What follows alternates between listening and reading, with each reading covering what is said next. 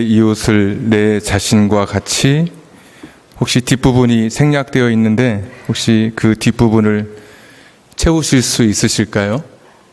내 이웃을 내 자신과 같이. 네, 오늘 설교는 다 했습니다. 네, 그렇게 사시면 됩니다. 하고 한번 내려가고 싶더라고요. 실제로 한번 좀 이런 설교를 해보고 싶다라는 유혹을 갖습니다. 오늘 아침에도 사실 가졌습니다. 여러분 그렇게 사십시오 하고 내려가고 싶었으나 네. 오늘 본문은 굉장히 평범한 그런 말씀입니다. 바울은 로마서에서 그의 비범함, 특출함, 걸출함, 천재적인 그런 글솜씨, 또 그의 신학적 사고를 우리에게 보여주었습니다. 모든 인류는 죄인이다. 예수 그리스도만이 유일한 구원자가 되신다. 이런 메시지도 우리는 당연하게 여겨지지만 바울 시대에는 그런 창의적이고 그런 조직적이고 확신에 찬 고백을 한다는 것은 사실 그렇게 쉬운 일이 아니었습니다. 왜냐하면 그 당시에는 그리스 신화, 로마 신화가 사람들의 문화 속에 영향을 미치고 있었습니다. 또 아리스토텔레스, 무슨 소크라테스, 플라톤 이런 철학자들은 철학을 통해서 현상을 넘는 저 이상의 세계, 이데아의 세계, 우리를 구원으로 이끈다고 그렇게 사람들에게 가르치고, 그 철학이라는 것을 통해서 사람들이 자신의 이상향을 찾아가는 그런 시대였습니다. 또 유대인들은 핏줄, 아브라함이라고 하는 그 핏줄을 통해서 선민을 통해서 구원에 이른다고 생각하던 그런 때였습니다. 그러니까 신화가 난무하고 또 철학이 사람들의 삶에 영향을 미치고 아주 거대한 종교가 이 세계의 큰 물결이 소용돌이 치는 그 가운데 바울이 모든 사람은 죄인이고 예수를 통해서만이 구원은 받는다라는 이 선언은 사실 엄청난 선언인 것이고, 그 누구도 쉽게 이야기할 수 없었던, 우리가 교회에서 배우는 어떤 신학적인 그런 교리 또는 우리의 구원에 관한 어떤 체계, 이런 모든 것은 우리가 바울에게 사실 빚지고 있는 것입니다. 당장 로마서 12장 얼마 전에 살펴봤지만 너희 몸을 거룩한 산 제사로 드리라 라고 할 때 얼마나 여러분 기발하고 사실 창의적인 생각입니까? 양과 소를 드리던 그 한 2000년 이상 양과 소로 제사하던 그 전통 속에 사람의 몸을 제물로 드린다고 하는, 하나님께 드린다고 하는 이런 그 발상, 정말 걸출하고 그 누구도 흉내낼 수 없는 그런 특별한 메시지를 로마서에 담고 있습니다. 그런가 하면 오늘 본문은 그런 아주 비범한 메시지에 좀 가려지는 평범한 이야기가 아닌가. 왜냐하면 여러분도 쉽게 내 이웃을 내 자신과 같이 사랑하라. 그리고 오늘 본문을 읽어보면 전혀 어렵지 않아요. 그냥 너무 쉽게 읽혀요. 그동안에 읽었던 로마서에 비하면 굉장히 평이하고 평범한 그런 메시지로 생각이 됩니다. 그래서 사실 저도 그냥 지나치려고, 우리 찬양을 인도하시는 우리 전도사님이 사나 죽으나 다 주의 것이라 마지막 불렀는데 지난주에 그러더라고요. 목사님 14장을 할 줄 알고, 14장에 그런 내용이 나와요. 사나 죽으나 할 줄 알고 선택을 했는데 목사님 건너뛰셨습니다. 지난주는 이제 맥주감사절이었으니까. 또 오늘 또 찬양을 불러서 참 미안하다. 아직 13장 해야 되는데 사실 건너뛰고 싶었어요, 저도. 그런데 말씀을 읽다가 이 본문이 그렇게 평범하거나 그렇게 주목받지 못할 만한 그런 본문이 아니라는 것을 깨닫고 제가 이 자리에 다시 13장에 멈춰 서게 된 것입니다. 사실 이 본문은 로마서 전체에 나오는 그 어떤 본문과도 견줄 수 있을 만큼 특별하고 아주 비범하고 걸출하고 특출난 그런 본문입니다. 그 당시 사람들은 사랑의 대상은 오직 하나님 한 분뿐이라고 그렇게 생각했습니다. 근데 예수님께서 율법사의 질문을 향해서 대답해 주시기를 모든 율법 613개의 그 계명, 248개의 하라는 긍정명령과 365개의 하지 말라는 이 부정명령을 다 종합하면 예수님 말씀하시기를 두 가지로 정리할 수 있는데, 첫째는 하나님을 사랑하는 것이고, 다 아시죠? 하나님 사랑 많이 들어보셨으니까. 근데 거기다가 좀 수식어를 붙이자면 마음을 다해서, 목숨을 다해서, 뜻을 다해서, 힘을 다해서 하나님을 사랑하는 것이고, 두 번째는 이웃을 사랑하는데 내 몸처럼 사랑하는 것이다.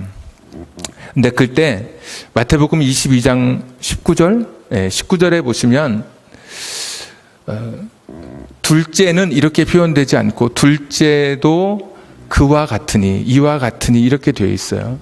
그러니까 첫 번째 하나님 사랑과 똑같은 같은 선상에 이 두 번째 교훈을 갖다 둔 거예요.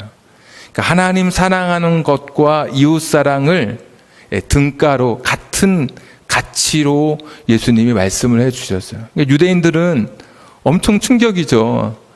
하나님 목숨 다해서 사랑하고 하나님을 위해서 헌신하고 하나님을 위해서 나의 모든 것을 드리는 것은 알겠는데, 예수님 말씀하시길 이웃을 사랑하는 것을 같은 위치에 놓으니까 바리새인들, 율법사들이 예수님을 미워하지 않을 수가 없는 것이죠. 그런데 오늘 바울은 거기서 한 걸음 더 나갑니다.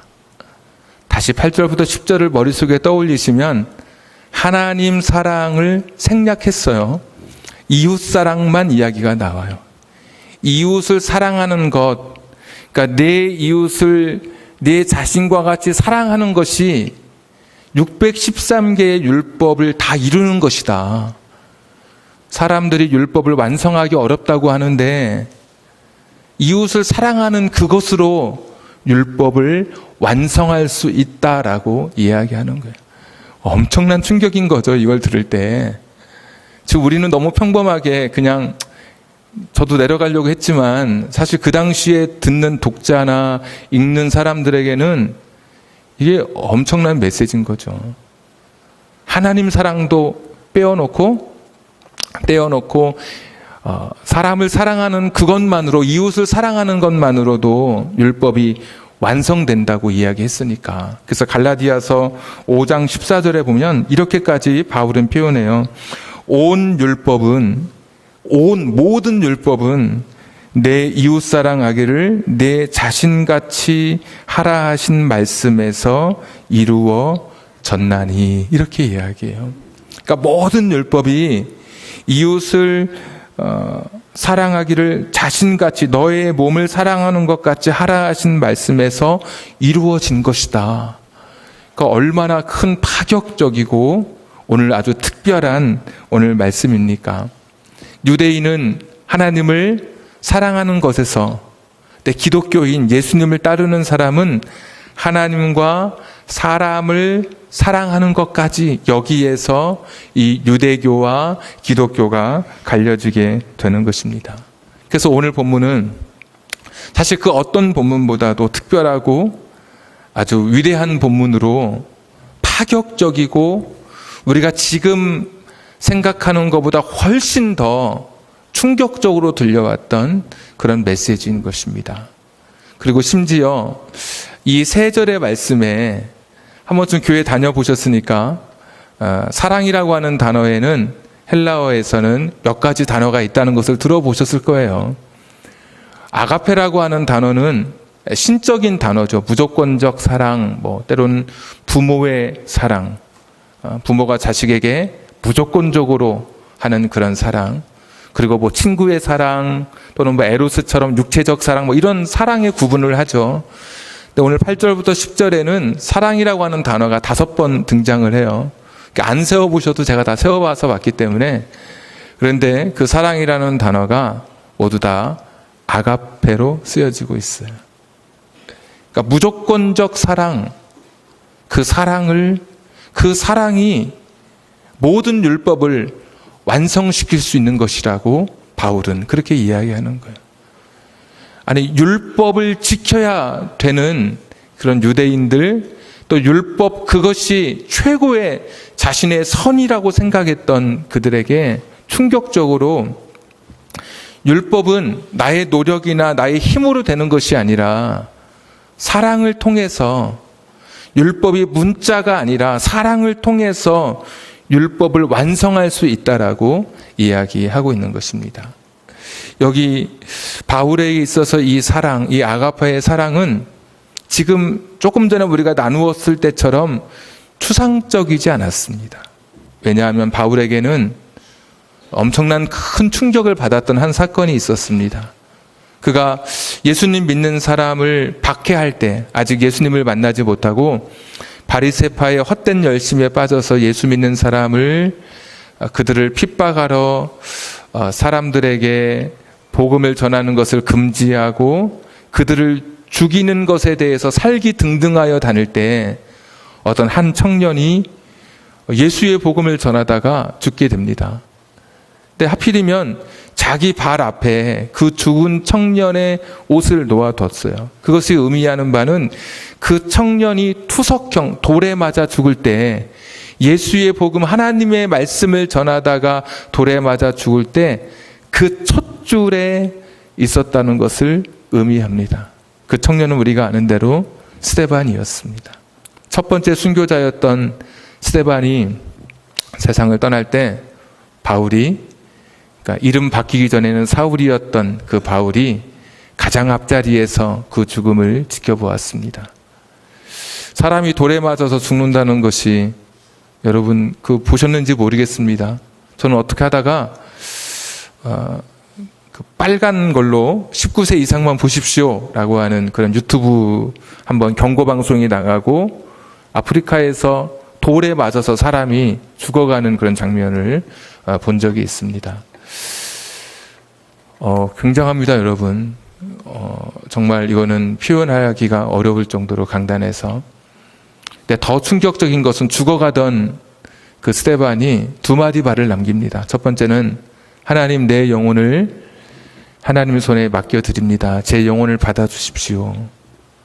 두 번째는 주여 저들의 죄를 용서해 주십시오. 이렇게 이야기하는 겁니다.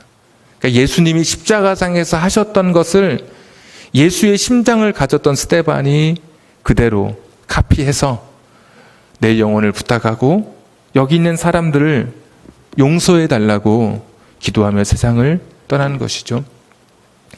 여러분, 엄청난 충격 아니었을까요? 그 당시에. 그때는 마땅히 여겼지만 사도행전 9장에서 예수 그리스도를 만나게 되면서 그가 이 예수님의 사랑, 스데반의 사랑을 이제는 자기 자신의 삶 속에, 그것이 그냥 지식이나 감정이나 뭐 책을 통해서 그런 것이 아니라 직접 경험했던 이것이 자신의 삶에 얼마나 큰 충격이었는지 사도행전 14장에 가시면 누스드라라고 하는 곳에서 복음을 전합니다, 바울이. 근데 복음을 전하다가 그 전에 복음을 전했던 이고니온이라고 하는 곳에서 온 사람들이 결국 바울에게 돌을 던집니다. 스데반에게 돌을 던졌던 것처럼. 근데 사람들이 죽은 줄 알고 성 밖에 버렸습니다. 죽은 시체가 성 안에 있으면 사람들이 다니니까 불쾌감을 주고 그러기 때문에 성 밖에 죽은 줄 알고 버렸습니다. 이 말은 뭐죠? 거의 죽기까지 돌에 맞은 겁니다. 스데반의 자리까지 나간 겁니다. 간신히 살아난 것이지. 그 다음날 다시 또 성에 들어가요. 그리고 몇 구절 뒤로 가보면 자기에게 돌을 던졌던 누스드라, 그리고 이고니온이라는 곳에서까지 와서 자기에게 또 돌파매질을 했던 그 지역, 누스드라, 이고니온에 다시 들어가서 예수의 복음을 다시 전하기 시작합니다. 우리 같으면 다 죽어라 너희들. 하늘에서 번개가 치고 너희들에게 저주가 내려서 다 심판받아라. 그랬을 것 같은데 바울은 예수의 사랑, 스데반이 보여줬던 이 아가파의 사랑을 바울이 직접 자기 자신이 사도행전에서 경험하게 되는 겁니다. 그들을 용서하고 그들을 사랑했습니다. 그러면서 바울이 깨달은 것이 율법을 지킨다고 하는 것이, 자기가 그동안 율법을 지키려고 했던 것이 어떻게 하면 율법을 지킬까 골몰하고 규칙에 맞게 어떤 조문에 맞게 그것을 하려고 얼마 이상 가면 안 되고 몇 시부터는 몇 시까지 불을 켜면 안 되고 이렇게 철저하게 문자에 매였던 자기 자신이 그 사랑을 경험하고 나니까 이 사랑이라고 하는 것이 율법을 넘어서는 것임을 바울이 깨닫게 된 것입니다. 그러니까 사랑이 율법을 넘어서는 것, 율법을 완성하는 것임을 바울이 깨닫게 된 것입니다. 그래서 9절에 보면 6가지의 이웃에 대한 그런 인간관계에 있어서의 10계명 중에 생략된 것도 있지만 이것을 말하면서 다 이 모든 것이 사랑하는 것 안에 다 들어있다, 그렇게 이야기하는 거예요. 근데 사실 그래요. 1계명이 또 하나님 여호와만 섬겨라. 2계명 이상한 우상을 두지 말라. 3과 여호와의 이름을 망령되이 읽지 말라. 4 사업을 하다 안식일을 지켜라. 이렇게 외우죠 우리가. 근데 내가 주의 날을 지키고 하나님의 이름을 내가 귀하게 여기고 우상을 섬기지 않고 하나님 한 분만 섬기는 것은 내가 그렇게 하려고 하는 어떤 규칙과 조항이 있어서야 하는 게 아니라 하나님을 사랑하는 마음이 내 안에 가득하면 그냥 다 되는 거더라고요, 여러분. 정말 하나님 사랑이 내 안에 충만하면 교회에 오는 게 설레고 기쁘죠. 하나님이 내 안에 가득하면 하나님의 이름을 함부로 그렇게 모독하게 내가 생활할 수 없고 다른 사람 앞에 드러낼 수가 없겠죠.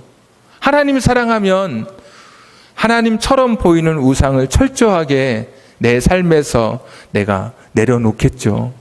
정말 하나님 사랑하면 사랑이 율법을 완성해 가는 거예요. 인간의 사랑도 마찬가지예요. 오직 내 부모를 공경하라. 육포로라도 살인하지 말라. 외우기 쉽도록 하는 겁니다, 여러분.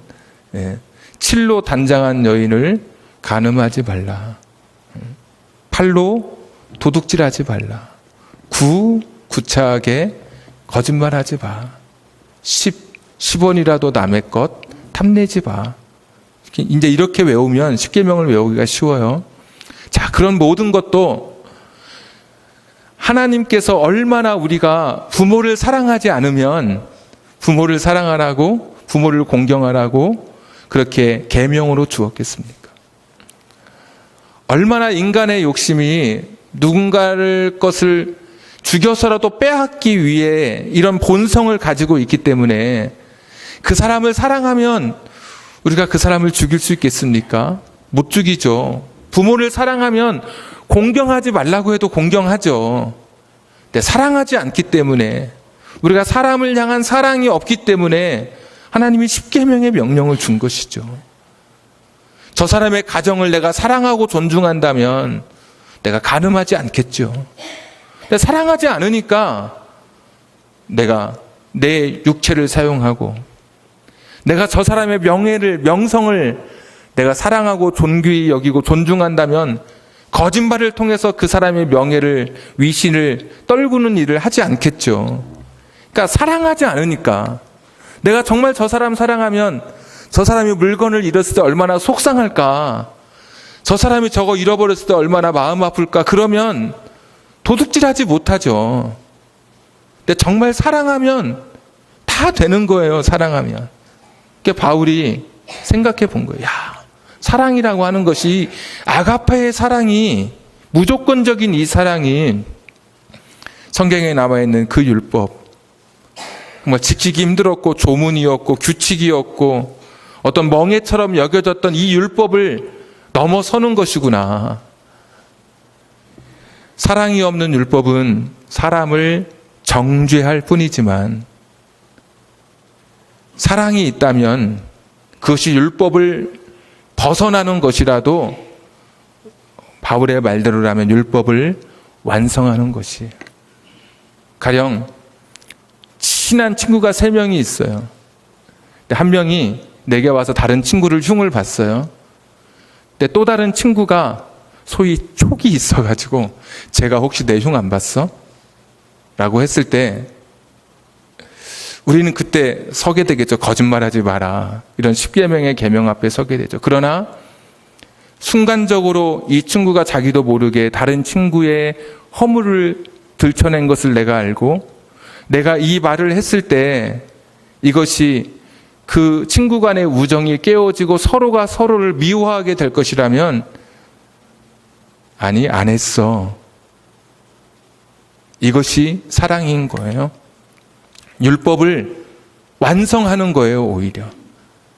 거짓말에서 사이를 갈라놓고 거짓말에서 서로가 서로를 미워하게 만드는 것을 하지 못하도록 하나님께서 거짓말하지 말라고 명령하신 것이거든요.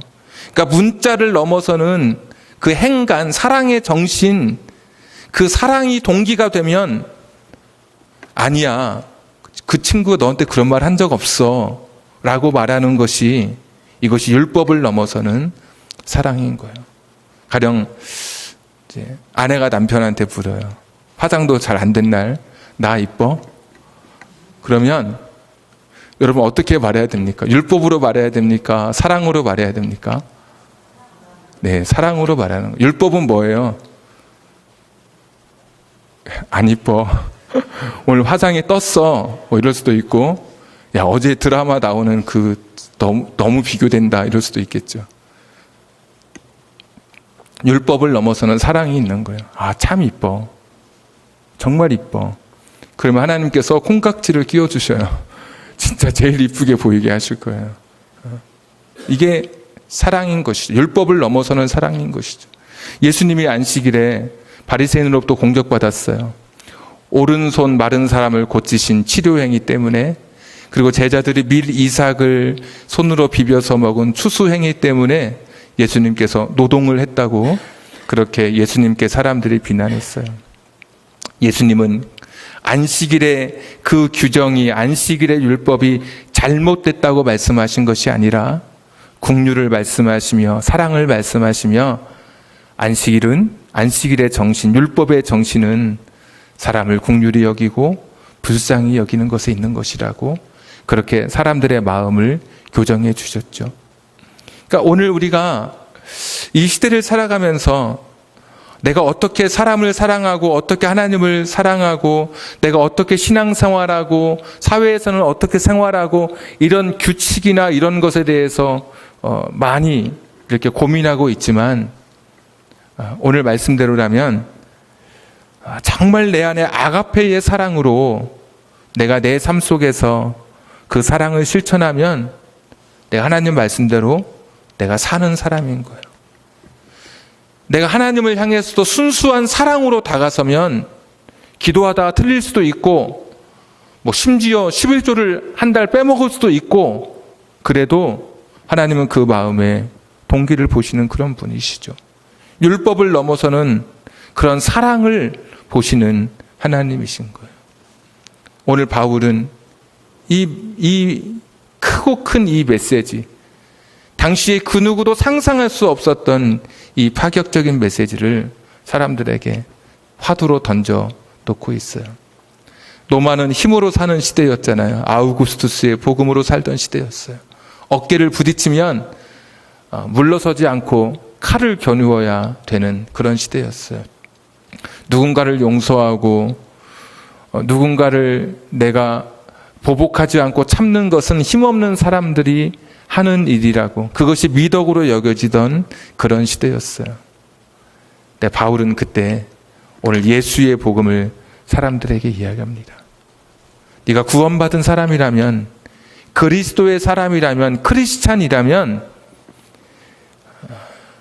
형제를 사랑하되 이웃을 사랑하되 네 몸처럼 사랑하는 것, 아가페의 사랑으로 사랑하는 것이라고 말씀해 주시고 있는 것입니다. 여러분, 세상에서 어떻게 사시겠습니까? 부딪히는 사람들과 함께 어떤 스탠스를 가지고 그들 앞에 서시겠습니까? 오늘 바울이 이야기했던 내 이웃을 내 자신과 같이 사랑하라. 그 사랑하는 것이 율법을 완성하는 것임을, 내가 아가페의 사랑으로 사람들 앞에 서는 것이, 이것이 하나님께서 내게 원하시는 것임을 우리가 같이 고백하고 기도할 수 있었으면 좋겠습니다. 우리는 낀 세대에 살아가고 있습니다.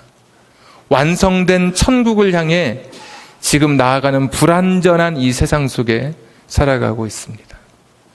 우리가 걸어가는 길은 천국의 삶, 하나님이 통치하는 공간의 천국만이 아니라 하나님이 통치하는 통치로서의 천국의 삶을 우리는 기대하고 기다리고 오늘 또 저와 여러분이 그렇게 살아가고 있습니다. 아가페의 사랑으로 살아가는 것, 이것이 천국을 살아가는 사람입니다. 심지어 지난번에는 바울은 원수까지도 사랑하라고 말했고 악에 악으로 대항하지 말라고 말씀해 주셨습니다.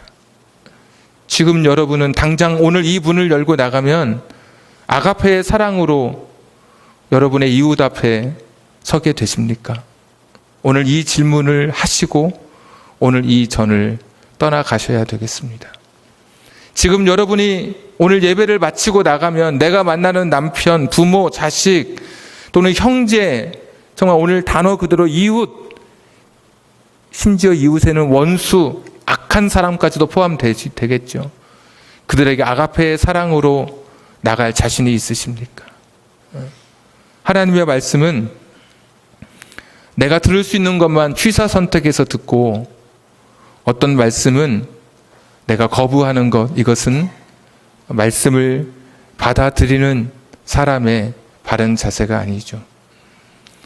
어떤 분은 자기가 오픈하기 싫은 그런 내 삶의 영역, 내가 하나님 말씀에 순종할 수 없는 어떤 삶의 부분은 그 옛날 집에 보면 벽장이 있었잖아요. 벽장.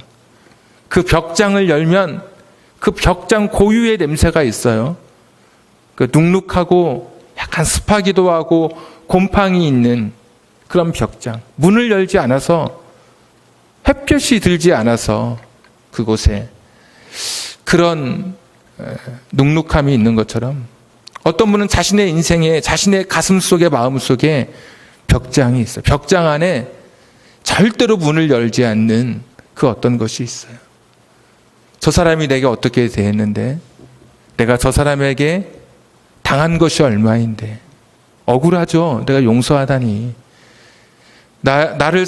나에게 사기치고 내 긴 밤을 갉아먹고 내 영혼을 갉아먹고 그것 때문에 내 아이들, 우리 형제가 얼마나 힘들게 살았는데 내가 어떻게 저 사람을 용서합니까?